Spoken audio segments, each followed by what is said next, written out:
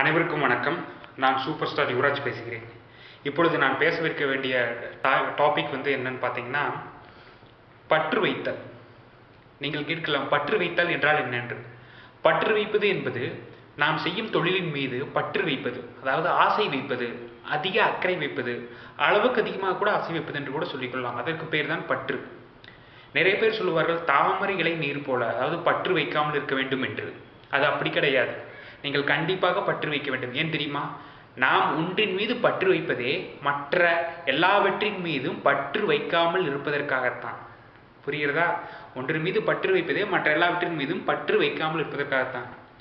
ஆப்பிரிக்க நாடுகளில் ஓட்டப்பந்தய போராட்ட வீரரான உசைன் போல்ட், உலகின் நம்பர் 1 இவர்தான். இவர் 9.19 வினாடிகளில் 100 மீட்டர் ஓட்டப்பந்தயத்தை முறியடித்திருக்கிறார், சாதனையை செய்திருக்கிறார். இந்த மனிதர் உசைன் போல்ட் மிகப்பெரிய சாதனை செய்தார் அல்லவா? இவர் தன்னுடைய வாழ்க்கையில் பற்று வைத்ததே வெறும் ஓட்டப்பந்தயத்தில் மட்டும்தான்.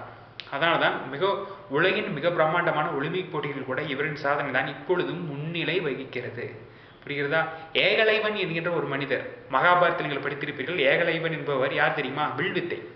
அவர் நேரடியாக தன்னுடைய வில்வித்தையை கற்கவில்லை. அவர் மறைமுகமாக நின்றுதான் தன்னுடைய வில்வித்தையை கற்றார். அந்த மறைமுகமாக நின்று வில்வித்தை கற்றதை நீங்கள் படித்துக் கொள்ளுங்கள். என்றால் அப்பொழுதுதான் மகாபாரத்தை கொஞ்சமாக நீங்கள் சுவைக்க முடியும். அந்த ஏகலைவன் நேரடியாக பயிற்சி பெறாமல் மறைமுகமாக இருந்து பயிற்சி பெற்றாலும் அவர் வைத்திருந்த பற்று அவருக்கு வில்வித்தையில் மிகப்பெரிய ஒரு உற்சாகத்தை கொடுத்தது. புரிகிறதா? அதனால்தான் மகாபாரத்தில் வில்லிற்கென்று தனி ஒரு மாபெரும் புரட்சியை ஏகலைவன் உருவாக்கினார். பற்று வைத்தார். மாநிலத்தில் முதலிடம் பிடித்த மாணவர்களும் சரி, இந்திய அளவில் தேசிய அளவில் மாபெரும் வெற்றி பெற்றவர்கள், விளையாட்டுத்துறையாக இருந்தாலும் சரி, தேர்வுத்துறையாக இருந்தாலும் சரி, நீங்கள் நினைத்து பாருங்கள், அவர்கள் பற்று வைத்திருப்பார்கள். காதலில் வெற்றி பெறுவது, திருமணத்தில் வெற்றி பெறுவது கூட பற்று வைத்திருப்பதால் தான்.